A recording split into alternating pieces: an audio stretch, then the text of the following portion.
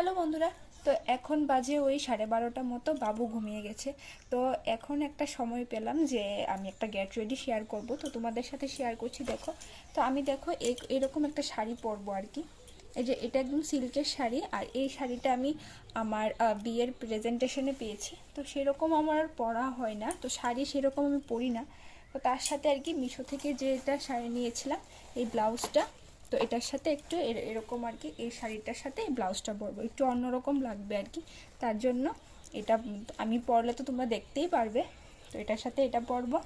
আর চুড়ি, চুড়ি এই যে, এই দেখো, চুড়ি এরকমই দিয়েছি, একদম সিম্পল। আর হাতে একটা আংটি আছে, ব্যাস। আর এটার সাথে আমি একটা হার নিয়েছি, এই যে এটার সাথে আর কি ম্যাচিং করা এই কানেরগুলো আছে, একদমই সিম্পলভাবে আর কি।